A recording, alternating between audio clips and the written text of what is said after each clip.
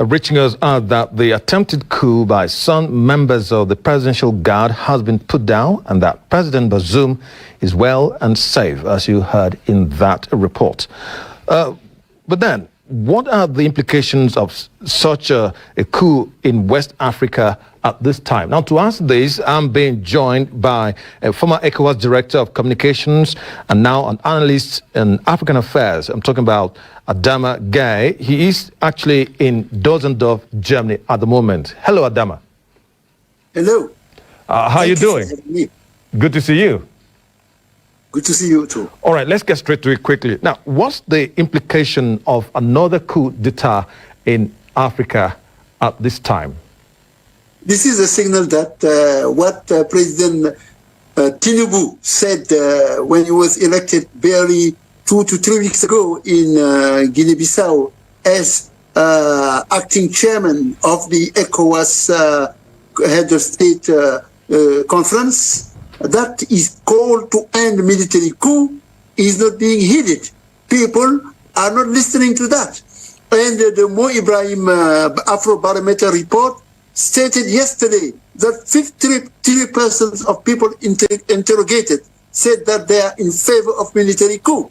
As long as people, whether they are in Niger, in Mali, in Senegal, in Burkina Faso and elsewhere, if you are ruling countries and you don't deliver, and you cling to power in an authoritarian way, you are bound to be facing these kind of problems. And so this indicates clearly that the era of military coup is not over yet.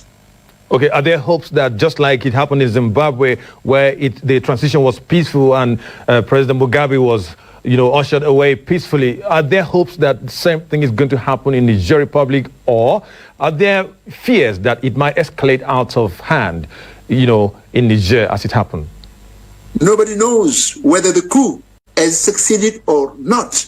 We are hearing the side of the government saying that the coup has been contained, but the truth is that until we hear it from the horse's mouth, from the president who has been somehow attacked by these forces, namely President Mohamed Bazoum, we cannot say that the coup has succeeded or failed.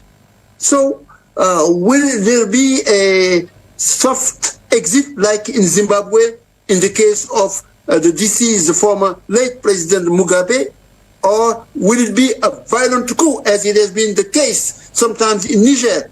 Don't forget that Niger is not new to military coup. In 1974, then Senu Kunche, who became a general, toppled the first president of the country, Jori Amani. And then we have had also violent coup. Remember, President Barham Nassara was killed in Niger at the tarmac, on the tarmac of the airport of Niamey by a military who took over from him.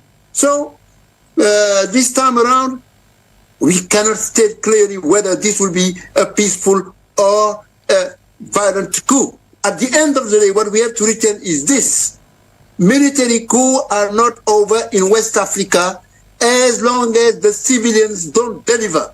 Because some of the civilians, they behave as the same military coup makers that they criticize, because when they come to power, they cling to it and they don't deliver on the results people expected them to deliver. Okay. So really in Niger, we have to cross the fingers and hope that not only they will get out of this new situation, which is really a feature in Nigerian politics, but also that regardless of the outcome of this situation, whoever is in charge addresses the problem of this impoverished nation, despite its many minerals and other resources like uranium, oil and gas, and other resources. Unfortunately, this has not been the case since the independence of Niger in 1960. And ECOWAS and the ECOWAS chairman, Bola Tinubu, shouting that military coup should end, will not address the problem.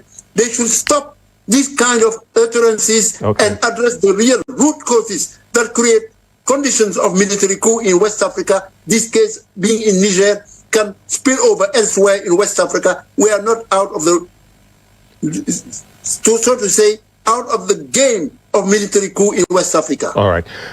Thank you very much, Adama Guy, former ECOWAS Director of Communications and now an analyst on African affairs, talking to us from Dusseldorf, Germany. Thank you very much.